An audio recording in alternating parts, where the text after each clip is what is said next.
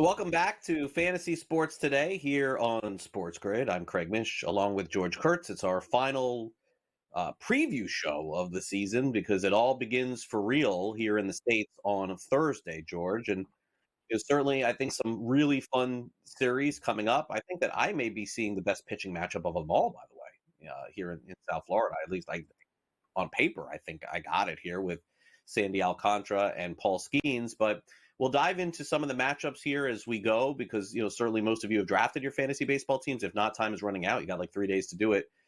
Brewers, Yankees, they open up, George, in a series, of course, where, again, high expectations as always.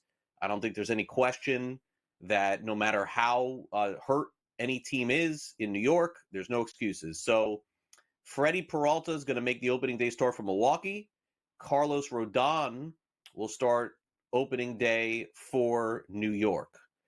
I think, look, it's the first series of the year. It's hard to get over analyzing on this sort of stuff, but I do think that Milwaukee probably is better than expected. We can say that every single year. Last year, there were no expectations. Their manager ends up winning manager of the year.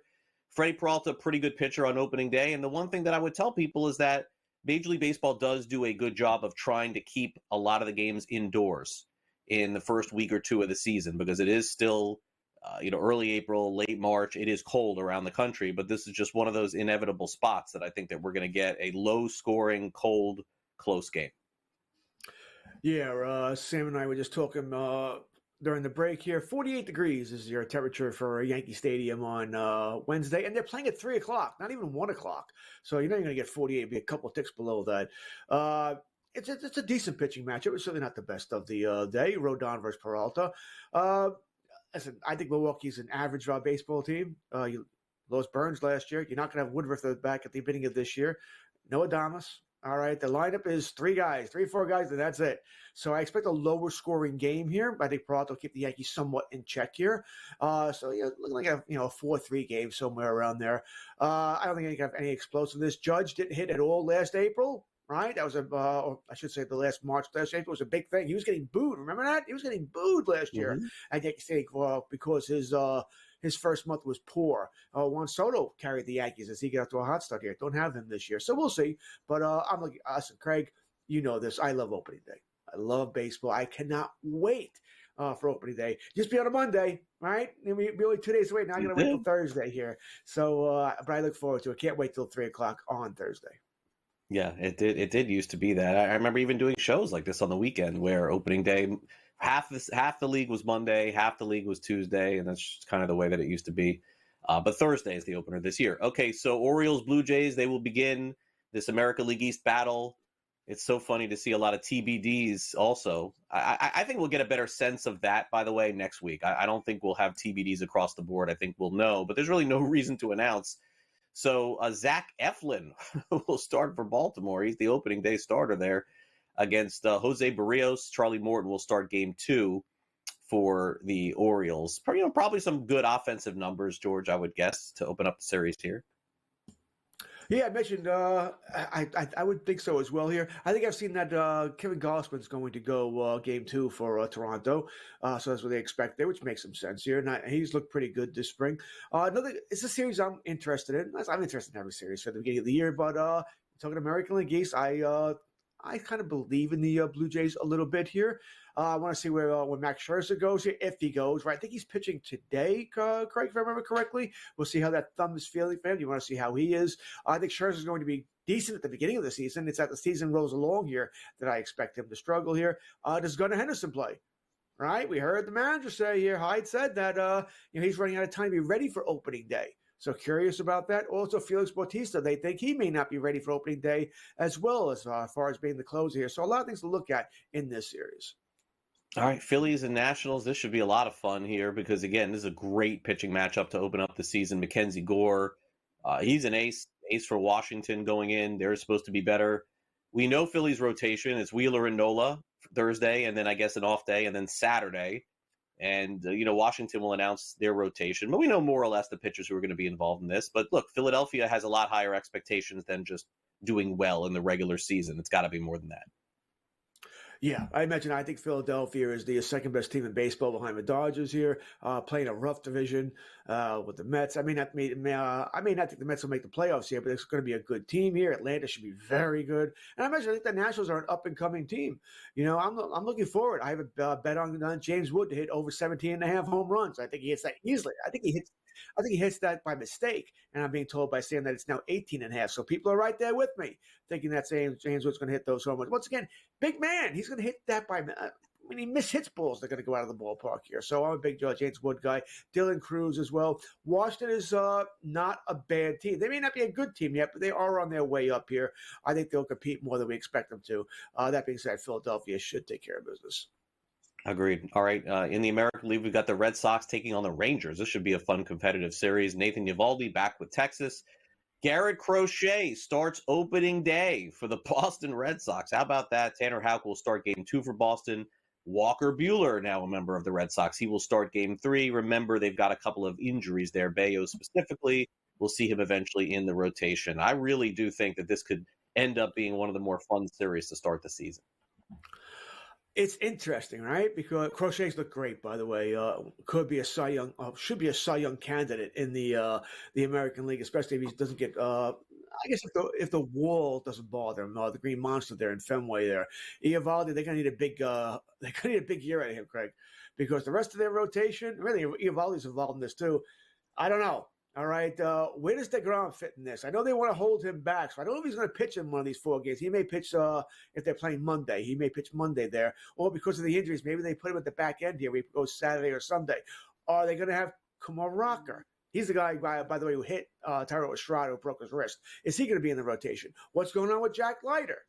Because they have so many injuries here, right? Bradford's out. They just signed Corbin. I can't see him pitching here. So I want to see where these youngsters are going to go. Who's pitching where? Where's DeGrom going? So this is one of the ones I am paying attention to. And also Walker Buehler. I'm a Walker Buehler guy. I want to see how he looks his first start with Boston. And then the game that I'll be at on Thursday, as we get the pitching matchup, I think, of opening day in Miami, Paul Skeens versus Sandy Alcantara. Alcantara out for the season last year. He is back. He's looked good in the spring. Paul Skeens is must-see baseball, must-see TV. And then, George, it's like really true TBD from there for game 2. I think game 3 and 4, the teams know who's going to pitch, but game 2 was supposed to be Jared Jones for Pittsburgh. Game 2 was supposed to be Ryan Weathers for Miami. So I believe, if I'm not mistaken, because I am a little closer to this, that Connor Gillespie may end up starting second game of the season. I think so. I think unless they move everybody up, I believe that's going to be the guy that's going to fill in, at least for the time being. And for Pittsburgh, I don't even know. So it's going to be game 1, ton of excitement, awesome. And then we go from that to who knows after that in that series. But look, these are 2 teams that I don't think are going to score a ton of runs in the series. I think it's low scoring. Yeah, I think that's safe to say.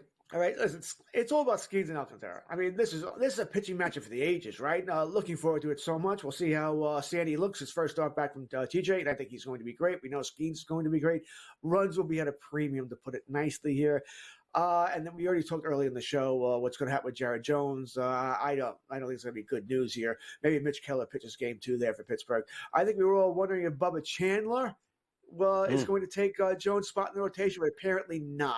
Apparently not to start the season anyway, but that's what I'd be wondering when they're going to bring up Bubba Chandler, who's another top prospect for the Pittsburgh Pirates. But this is all about game 1 and that fantastic pitching matchup. Yep, and we got another good pitching matchup coming up between the Giants and Reds, 2 potential Cy Young candidates. We'll dive into it next. Maybe we'll skip Angels Red Sox. Can we? Or do we have to do that one? All right, we will. More fantasy sports today coming up next.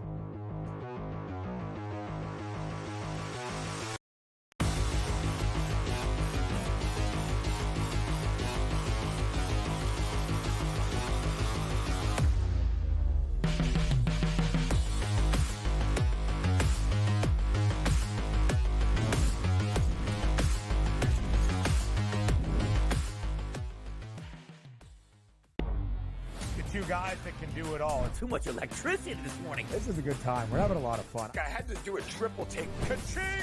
Why? because of parity. I didn't mean to offend. Yeah, it's not going to happen. Load management is a dirty word. Let him rip. You know what? Circumstances provide the results. What? How do you do this one? Oh, Donnie, you got such a good show there. A network that is booming. The Early Line, only on SportsGrid. The Knicks versus the top 3 teams in the league. Oklahoma City, Boston, Cleveland, 0-7. And you take out the 110-104 loss to Cleveland at home in October, and they've lost by double digits every game. The Knicks will make the playoffs. Number 1, do they fix their defensive problems? And 2, are they actually healthy? Betting above the rim, only on SportsGrid. You have Duke the 1, Houston the 2. They're the 2 best defensive teams in the country. I want to see them play for the right to go to the Final Four because I think that would be a kick-ass game. Duke is really great on both ends of the floor. They can score and they can defend, and that's why they win by big numbers all the time, because they're really good on both ends of the floor. I don't trust Houston's offense. Pharrell coast to coast, only on SportsGrid. The Eagles got it done. If you back them, you're celebrating. Football season may be over, but the action never stops. Are you ready for some baseball? At SportsGrid, we're always in the game. We bring you 24/7 betting insights, expert picks, and real-time analysis. Next big play is already in motion. Are you ready? It's smarter to be on SportsGrid.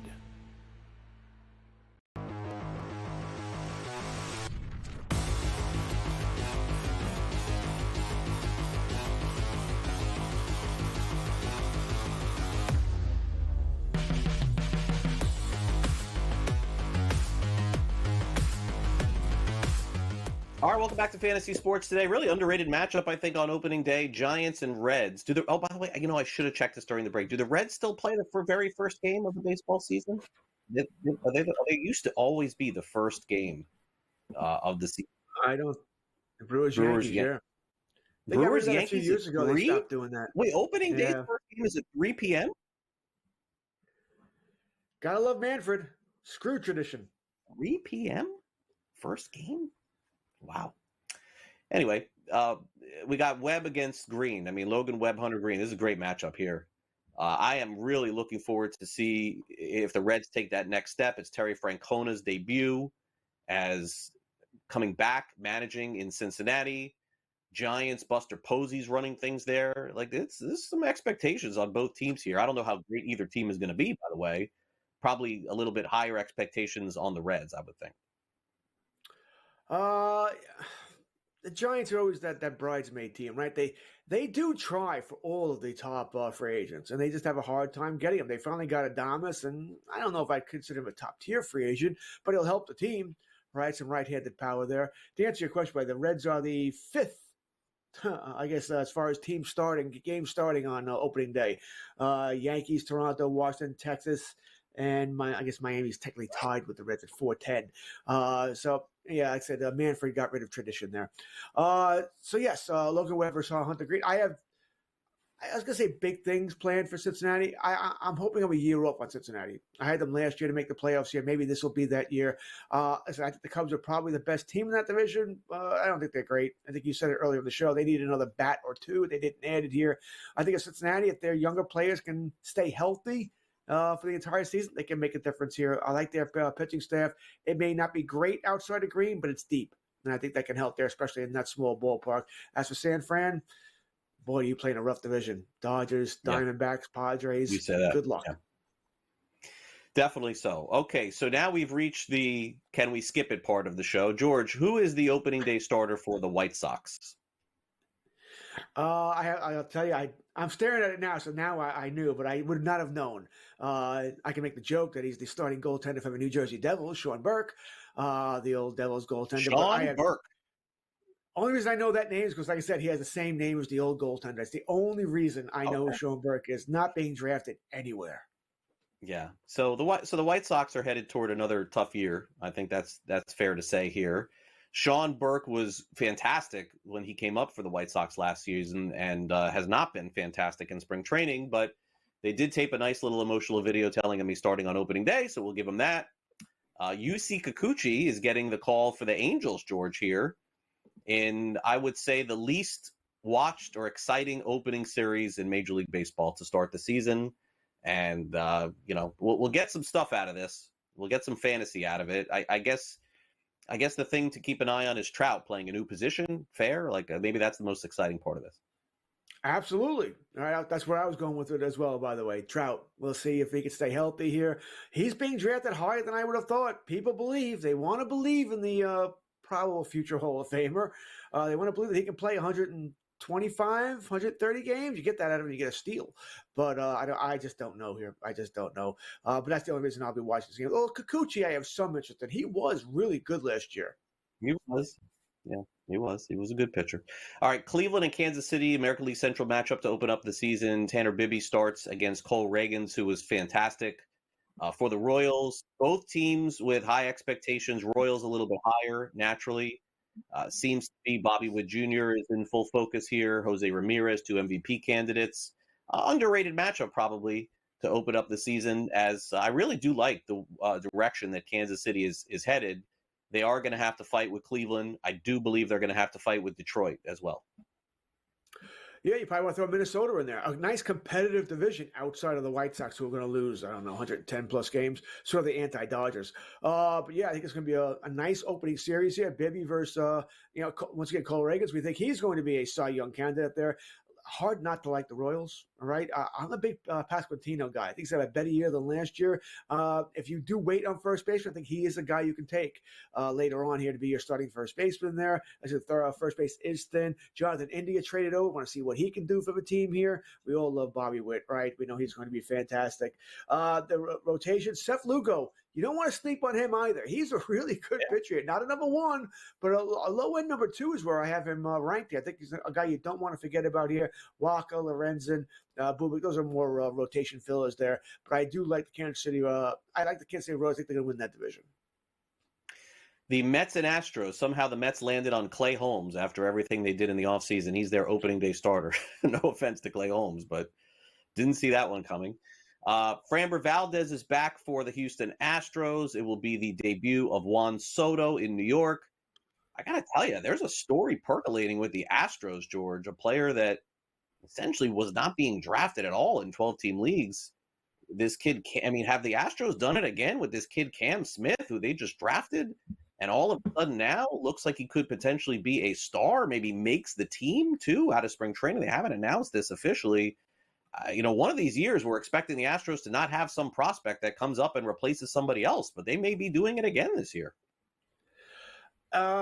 He looks good. He's battling sort of McCormick there for the right field job, right? So we'll see what direction they go in there. The first thing that comes to my mind is, why aren't they playing Sunday? Off day Sunday. Weird.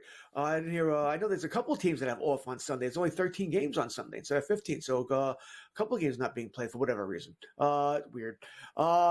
Another interesting pitching matchup. Clay Holmes, by the way, he's had a fantastic spring. All right, they can't hit him right now. He looks great.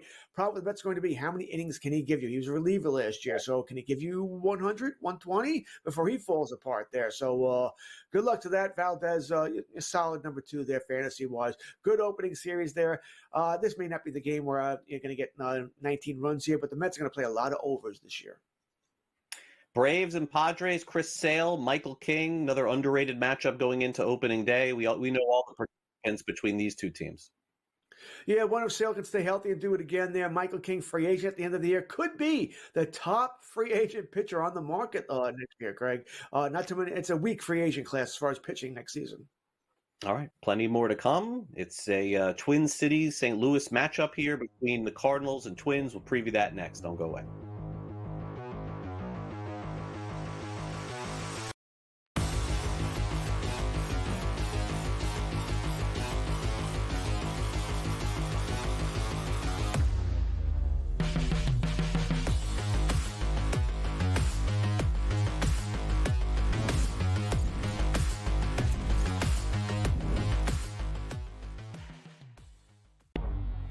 two guys that can do it all. Too much electricity this morning. This is a good time. We're having a lot of fun. I had to do a triple take. Ka-ching!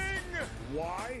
Because of parity. I didn't mean to offend. Yeah, it's not going to happen. Load management is a dirty word. Let him rip. You know what? Circumstances provide the results. What? How do you do this once? Oh, Donnie, you got such a good show there. A network that is booming. The Early Line, only on SportsGrid. The Knicks versus the top 3 teams in the league. Oklahoma City, Boston, Cleveland, 0-7. And you take out the 110-104 loss to Cleveland at home in October, and they've lost by double digits every game. The Knicks will make the playoffs. Number 1, do they fix their defensive problems? And 2, are they actually healthy? Betting above the rim, only on SportsGrid. You have Duke the 1, Houston the 2.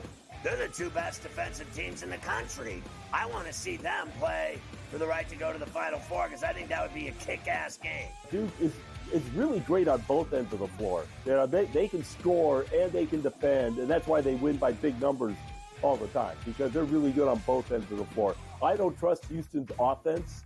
Pharrell coast to coast, only on SportsGrid. The Eagles got it done. If you back them, you're celebrating. Football season may be over, but the action never stops. Are you ready for some baseball? At SportsGrid, we're always in the game. We bring you 24/7 betting insights, expert picks, and real-time analysis. Next big play is already in motion. Are you ready? It's smarter to be on SportsGrid.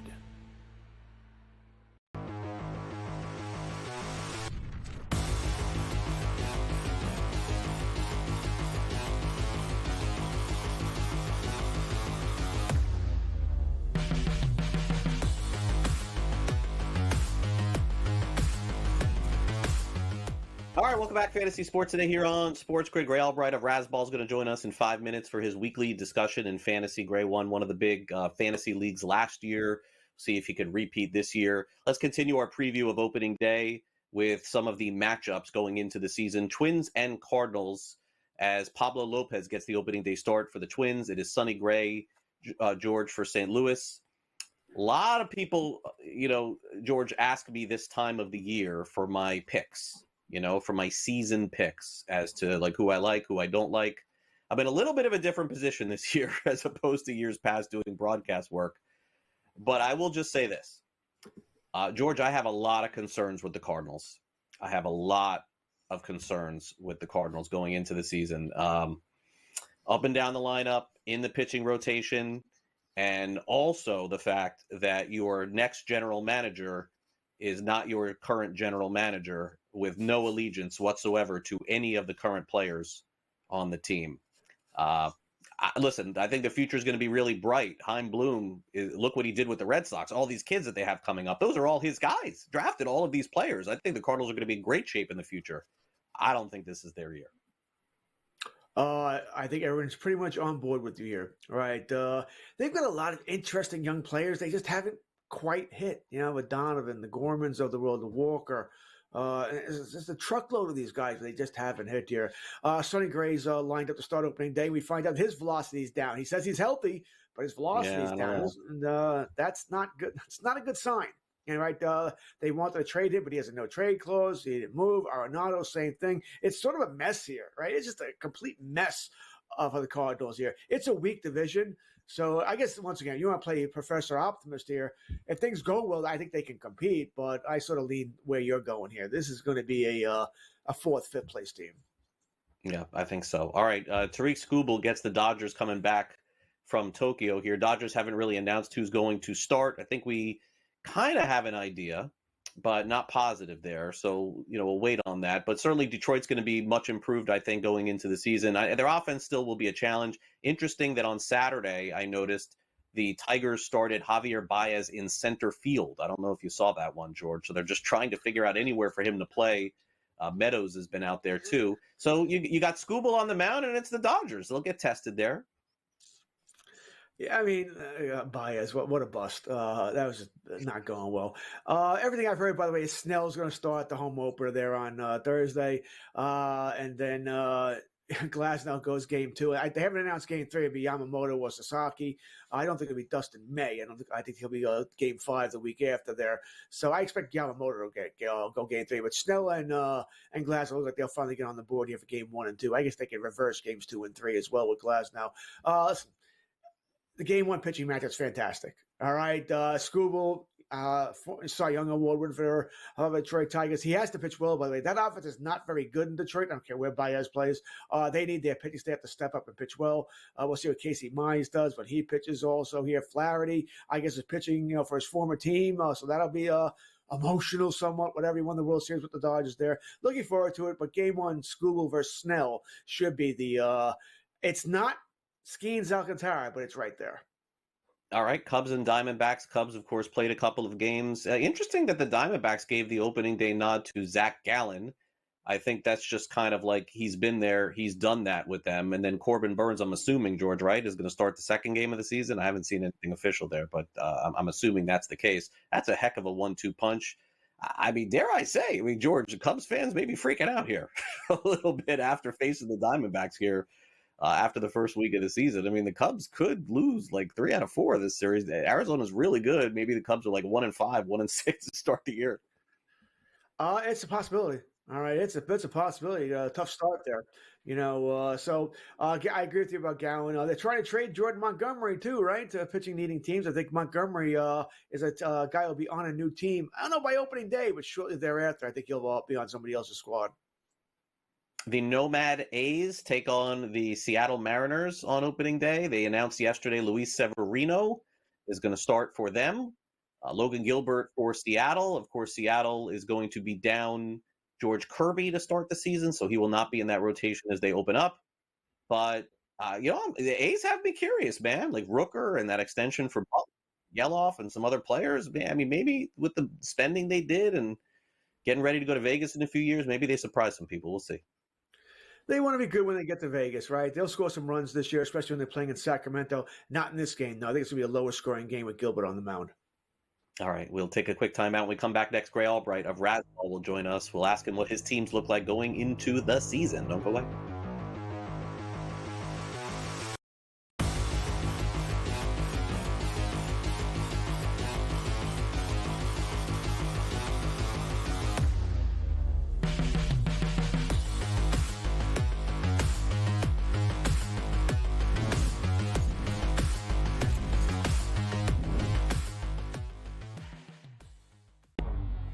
Two guys that can do it all. Too much electricity this morning. This is a good time. We're having a lot of fun. I had to do a triple take. Ka-ching! Why? Because of parity. I didn't mean to offend. Yeah, it's not going to happen. Load management is a dirty word. Let him rip. You know what? Circumstances provide the results. What? How do you do this one? Oh, Donnie, you've got such a good show there. A network that is booming. The Early Line, only on SportsGrid. The Knicks versus the top 3 teams in the league. Oklahoma City, Boston, Cleveland, 0-7. And you take out the 110-104 loss to Cleveland at home in October, and they lost by double digits every game. The Knicks will make the playoffs.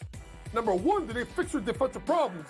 And 2, are they actually healthy? Betting above the rim, only on SportsGrid. You have Duke the 1, Houston the 2. They're the 2 best defensive teams in the country. I want to see them play for the right to go to the Final Four because I think that would be a kick-ass game. Duke is really great on both ends of the floor. They can score and they can defend, and that's why they win by big numbers all the time, because they're really good on both ends of the floor. I don't trust Houston's offense. Pharrell coast to coast, only on SportsGrid. The Eagles got it done. If you back them, you're celebrating. Football season may be over, but the action never stops. Are you ready for some baseball? At SportsGrid, we're always in the game. We bring you 24/7 betting insights, expert picks, and real-time analysis. Next big play is already in motion. Are you ready? It's smarter to be on SportsGrid.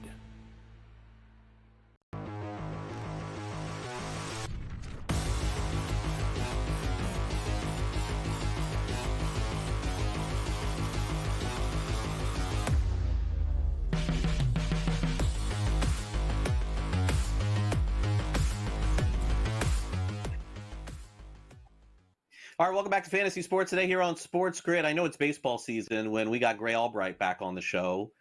March, April, May, June. Gray is kind enough to make weekly appearances with us here on the show, and then we just kick him out when football starts. I feel bad about that when we do that, but it's like what we do in the fantasy community. Gray, great to have you back here on the show. And before we start, I know, was it Labor that you won last year? I know you won one of the big industry leagues. Which one was it? I did. I won Labor. It was the league you were in 2023, and then you dropped out for 2024. And coincidentally or not, I won it. I'm sure it had a lot to do with me. I'm like I don't finish last every year, but I never win. I've never won any of those things before. All right, so before we get to the dynamics of what we're going to see in the season, let's talk about just, at Razzball and some of the trends that you saw as the spring went on, players that went up, players that went down, and, players that you were targeting. I could ask you so many different questions, but since we haven't caught up really during draft season, let's start there. Okay, so my biggest sort of draft takeaway from this year was I wanted Ellie De La Cruz in every single league. I think he was going 3 or 4 in snake drafts, so you really needed to have a high pick in a snake draft. But in an auction draft, you could whatever you needed to spend for Ellie De La Cruz, you should have spent it. I feel like, yes, Ohtani's amazing, but everyone knows that. Bobby Witt's amazing. Of course, Aaron Judge is amazing. But Ellie De La Cruz, I feel like for some reason this is going to be his year to top that crazy Ronald Acuna Jr. year of 40-70. I am really excited to see what Ellie De La Cruz can do this year. I'm hoping for at least 30-50, maybe, like I said, maybe he'll reach what Acuna did. I'm really excited for Ellie De La Cruz. I can't wait. I hope I am not jinxing him right now. I don't think you will. I think he's have a big season as well here. Great. We already have 2 games in the books. The Tokyo series is over here. How are you feeling about it? Are you worried about Mookie Betts and the illness? Are you worried about Freddie Freeman and the intercostal injury there? How'd you feel about Sasaki, who really couldn't, from what I saw, couldn't find the strike zone with his secondary pitches there? Yamamoto was out there. How has anything changed for you after watching the 2 games in Tokyo? Going into the draft season back in January, February, I was really out on Freddie Freeman. I'm concerned. The intercostal you mentioned, he had the ankle surgery. He's already, I believe he's 37 or about to turn 37. I'm really nowhere near Freddie Freeman when it comes to for fantasy. I feel like if you can get a different first baseman for around maybe a third of his price, I feel like you're probably going to do yourself better. Say a Jake Berger or a Christian Walker, someone who's going to give you power. You find the average somewhere else. You find the runs, because really at this point, Freddie Freeman's just really about the runs and the average. So yeah, I'm nowhere near him with the ankle surgery. I don't think he's going to run at all. As for Mookie Betts, I'm not really concerned. I feel like it was a fluky thing. I don't know. He had an illness. He went over there. He flew right back. I'm not really concerned about Mookie Betts.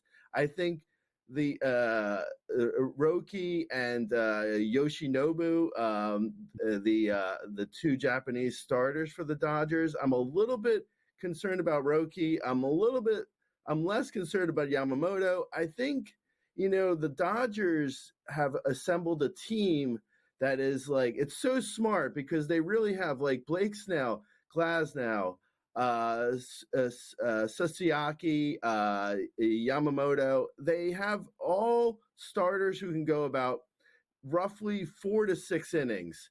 So, and then they have a great bullpen. So for real baseball, it makes so much sense. They're not going to push any of their starters. Probably all of them are looking at about maybe 120 innings total. It's not going to be like, they're not going to go out and throw like, 8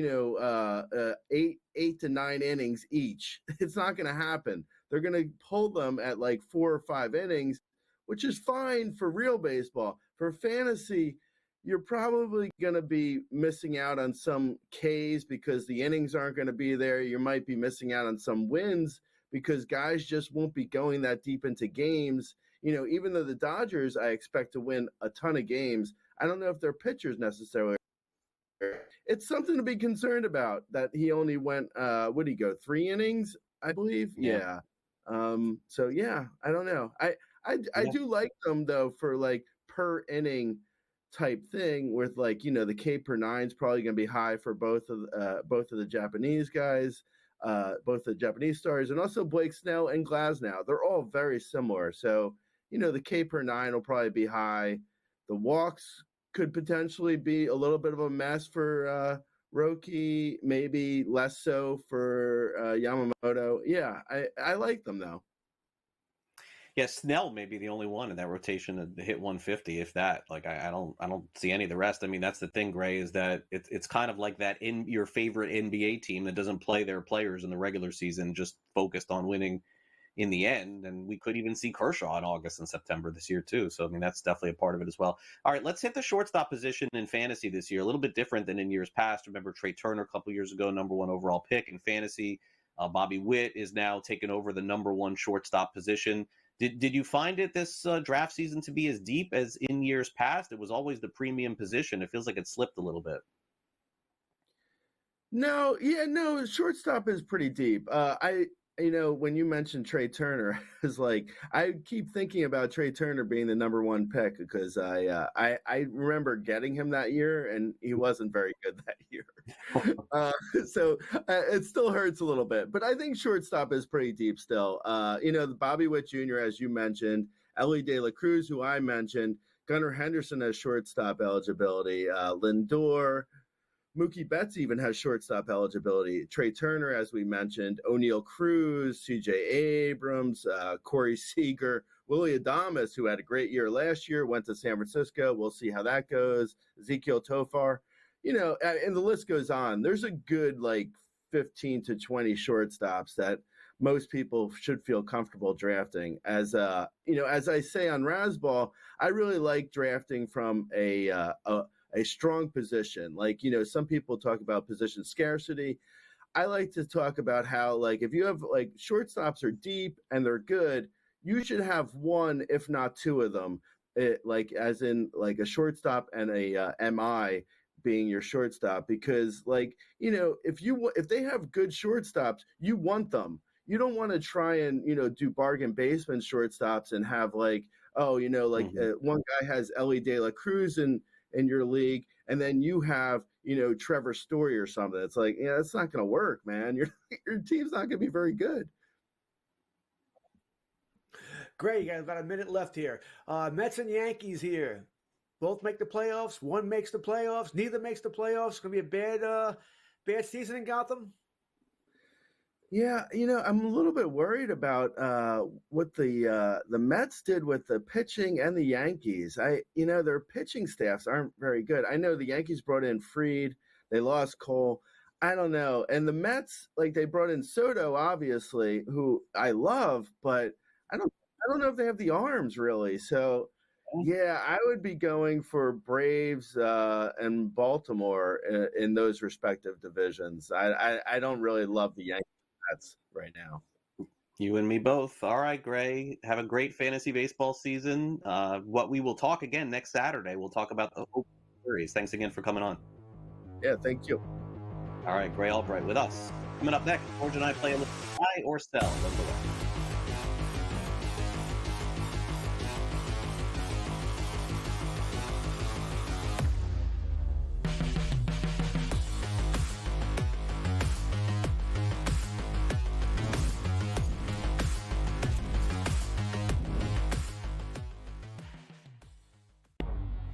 Two guys that can do it all. Too much electricity this morning. This is a good time. We're having a lot of fun. I had to do a triple take. Ka-ching! Why? Because of parity. I didn't mean to offend. Yeah, it's not going to happen. Load management is a dirty word. Let him rip. You know what? Circumstances provide the results. What? How do you do this once? Oh, Donnie, you've got such a good show there. A network that is booming. The Early Line, only on SportsGrid. The Knicks versus the top 3 teams in the league. Oklahoma City, Boston, Cleveland, 0-7. And you take out the 110-104 loss to Cleveland at home in October, and they've lost by double digits every game. The Knicks will make the playoffs. Number 1, do they fix their defensive problems? And 2, are they actually healthy? Betting above the rim, only on SportsGrid. You have Duke the 1, Houston the 2. They're the 2 best defensive teams in the country. I want to see them play for the right to go to the Final Four because I think that would be a kick-ass game. Duke is really great on both ends of the floor. They can score and they can defend, and that's why they win by big numbers all the time, because they're really good on both ends of the floor. I don't trust Houston's offense. Pharrell coast to coast, only on SportsGrid. The Eagles got it done. If you back them, you're celebrating. Football season may be over, but the action never stops. Are you ready for some baseball? At SportsGrid, we're always in the game. We bring you 24/7 betting insights, expert picks, and real-time analysis. Next big play is already in motion. Are you ready? It's smarter to be on SportsGrid.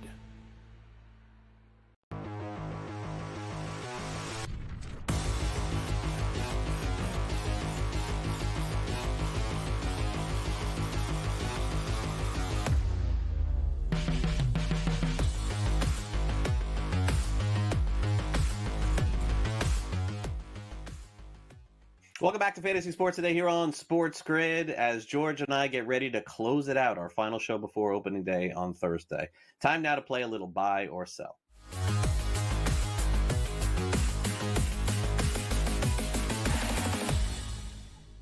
All right, welcome back. Time to play some buy or sell. We've got a scintillating series coming up between the White Sox and Angels. Maybe not so much. White Sox were one of the worst teams in history last year. Buy or sell, George, they will win their opening series against the Angels. Buy or sell?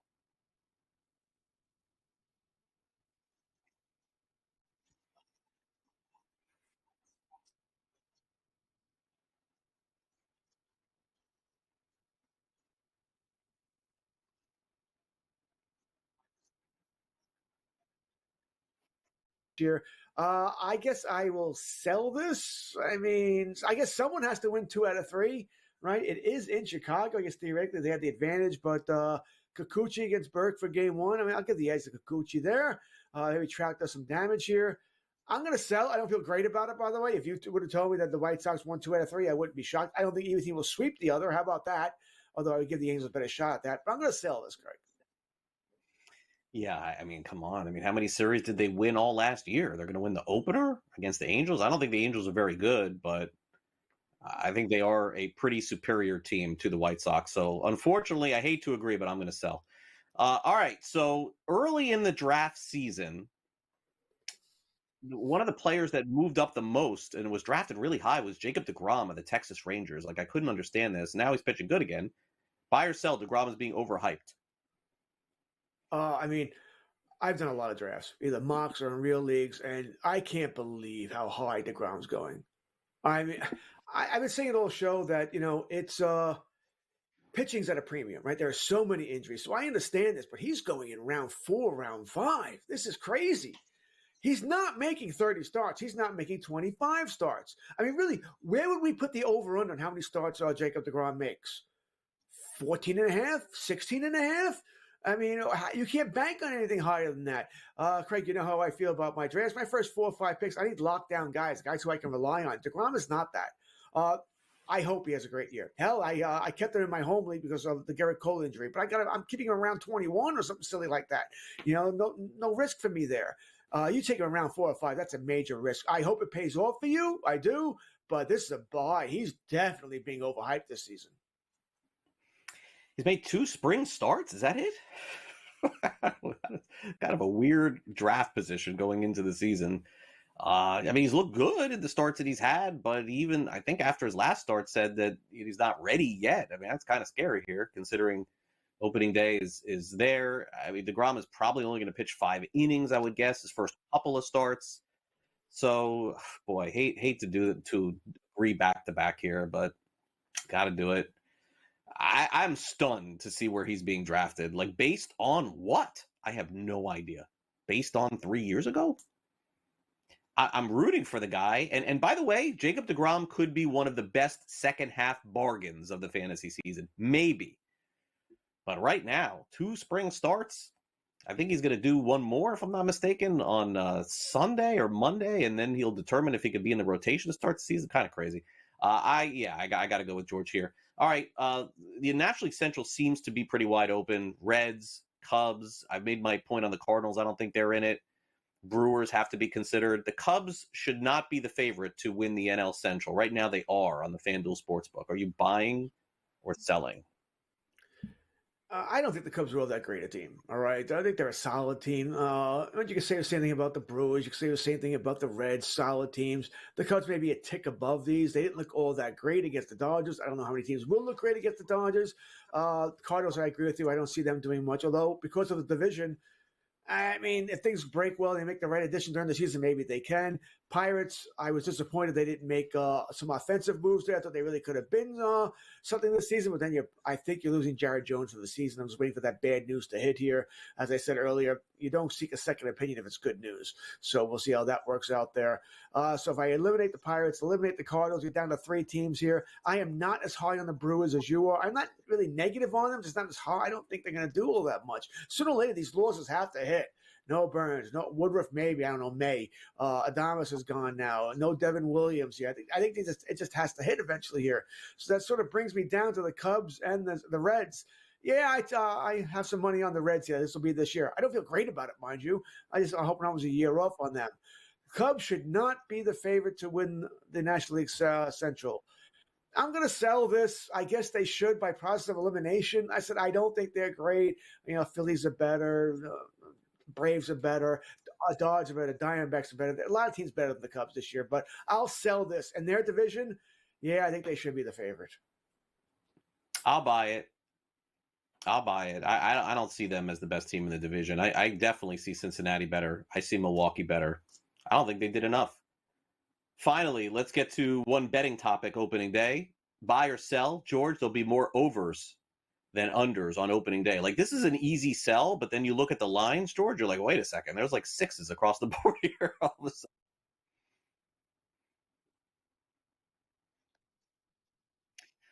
I am going to sell this. Yeah, I'm going to sell this. I think that there have to be more unders, I would guess. For me, the weather factors into the equation. The starting pitching factors into the equation. And remember, the bullpen arms have seen a lot of time. So these guys are pumping 90, 95, 100 miles an hour to start the season. So my guess it would be a sell. That would be for me. All right, coming up next here on Fantasy Sports Today, we will get ready to wrap things up and send it over to some college basketball discussion. Of course, we got betting above the rim and then bracket central. First game of the day, just after 12 o'clock Eastern, Purdue and McNeese. So make sure you keep it right here to FST and download the app because we've got you covered with all of the updated lines, scores, and information, all the lines up for Sunday's games in college basketball as well. You are watching Fantasy Sports Today here on SportsGrid. Craig Mish, George Kurtz. We will come back and wrap things up and get ready for opening day coming up on Thursday. Don't go away.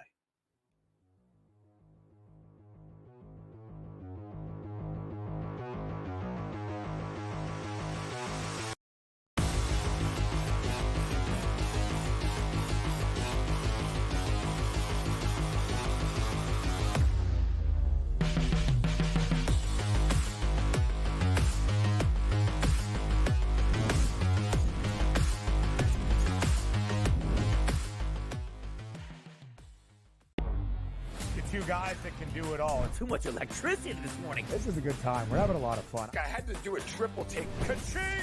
Why? Because of parity. I didn't mean to offend. Yeah, it's not going to happen. Load management is a dirty word. Let him rip. You know what? Circumstances provide the results. What? How do you do this once? Oh, Donnie, you've got such a good show there. A network that is booming. The Early Line, only on SportsGrid. The Knicks versus the top 3 teams in the league. Oklahoma City, Boston, Cleveland, 0-7. And you take out the 110-104 loss to Cleveland at home in October, and they lost by double digits every game. The Knicks will make the playoffs. Number 1, do they fix their defensive problems? And 2, are they actually healthy? Betting above the rim, only on SportsGrid. You have Duke the 1, Houston the 2. They're the 2 best defensive teams in the country. I want to see them play for the right to go to the Final Four because I think that would be a kick-ass game. Duke is really great on both ends of the floor. They can score and they can defend, and that's why they win by big numbers all the time, because they're really good on both ends of the floor. I don't trust Houston's offense. Pharrell coast to coast, only on SportsGrid. The Eagles got it done. If you back them, you're celebrating. Football season may be over, but the action never stops. Are you ready for some baseball? At SportsGrid, we're always in the game. We bring you 24/7 betting insights, expert picks, and real-time analysis. Next big play is already in motion. Are you ready? It's smarter to be on SportsGrid.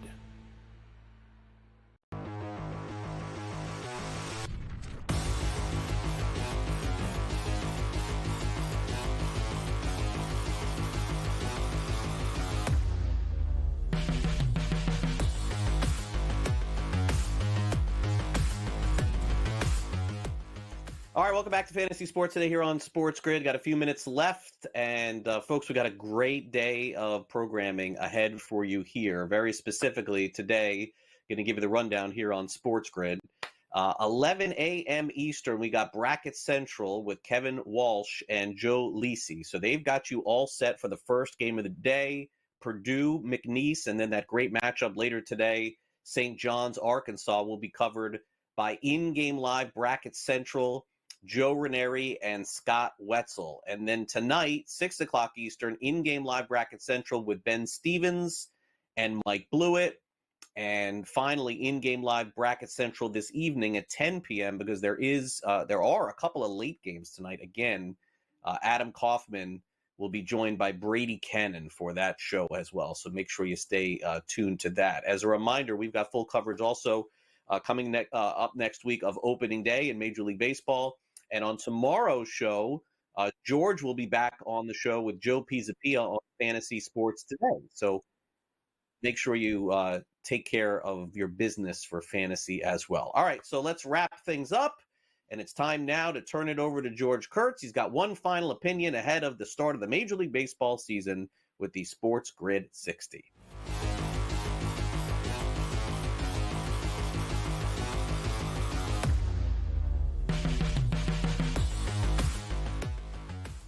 All right. One thing I've liked this spring, Craig, I like the, what do we call it, the review, the players tapping their helmets, to look at the strikes.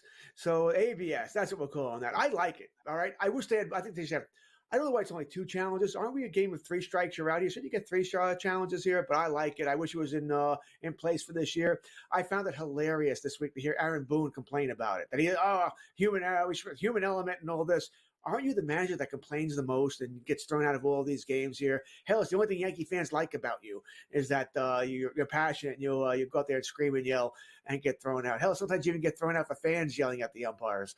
All right, so I like it. I like the fact that players can challenge it. Pitchers should never challenge, by the way, because your eyes are moving as you land from the wind up there. But catchers and batters, I think it's a great thing. I look forward to it being implemented next season. I said I may not be a Manfred guy, but I do like some of the rules that he's implemented as far as the pitch clock is concerned, and now the ABS when that comes. Listen, I'm against human element. Let's get these calls right here. We may have money on the game, your fantasy leagues. Hell, you just ready for your teams to win here. Let's get the calls right.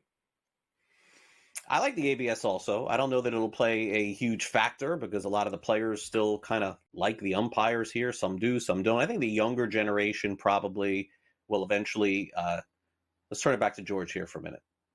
The younger generation will let this happen, but certainly for those of you who are, interested in this, the upcoming baseball season is almost here. All right, there you go. Sorry, my background crapped out there.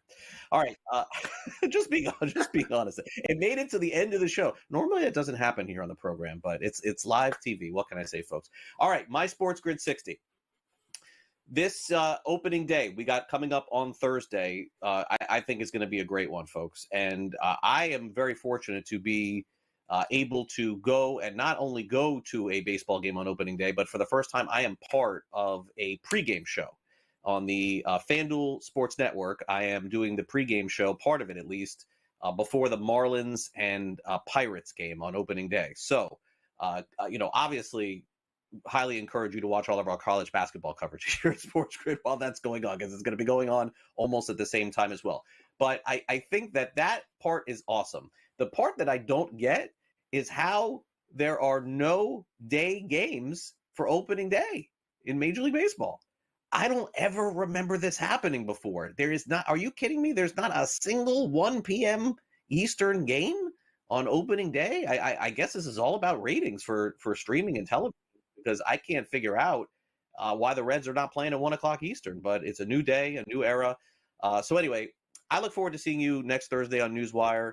For those of you interested, I'll be on the pregame show for the Marlins and Pirates. Certainly, George, I hope you have a great opening day. Enjoy the show tomorrow, and I will see you back here next week. Absolutely. Can't wait till opening day. You want one more complaint about opening day, by the way? There's only one 7 o'clock Eastern game. That's it. All right. That's the ESPN games. Weird and once day. again, ratings, they want to stand alone. There's a million 4 o'clock games. I think it's like 9 4 o'clock games. It is what it is, though. Still can't wait for opening day on Thursday. Yeah, definitely so. All right. Thanks again to Sam, our producer, as always. Sam, good luck to your Nationals this season. Good luck to George's Yankees, and I guess Craig. Right, that's the way it's going to go. All right, coming up next, college basketball is on deck. Stick around all day long. Great coverage of the tournament. We'll see you back here next week.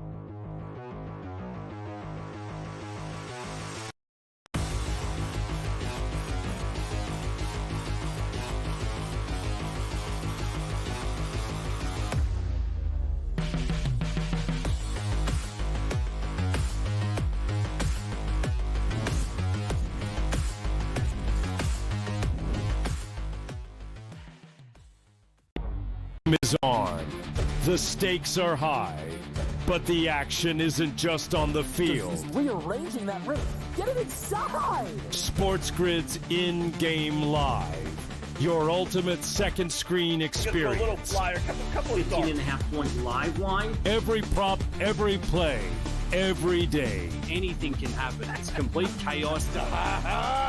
It's smarter to be on SportsGrid. Anyone that's been to a sporting event, the atmosphere before a game, I think Game Time Decisions has that same exact atmosphere. This is our arena.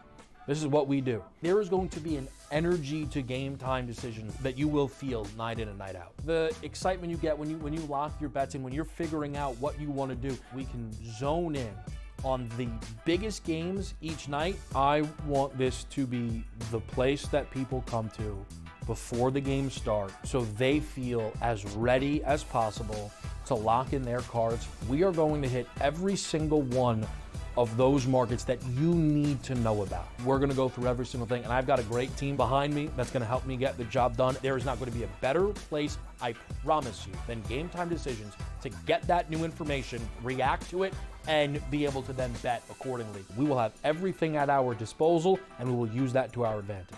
I'm Kevin Walsh. Tune into Game Time Decisions from 6 to 8 p.m. Eastern on SportsGrid. The two guys that can do it all. Too much electricity this morning. This is a good time. We're having a lot of fun. I had to do a triple take. Ka-ching! Why? Because of parity. I didn't mean to offend. Yeah, it's not going to happen. Load management is a dirty word. Let him rip. You know what? circumstances provide the results. What? How do you do this one? Oh, Donnie, you got such a good show there. A network that is booming. The Early Line, only on SportsGrid.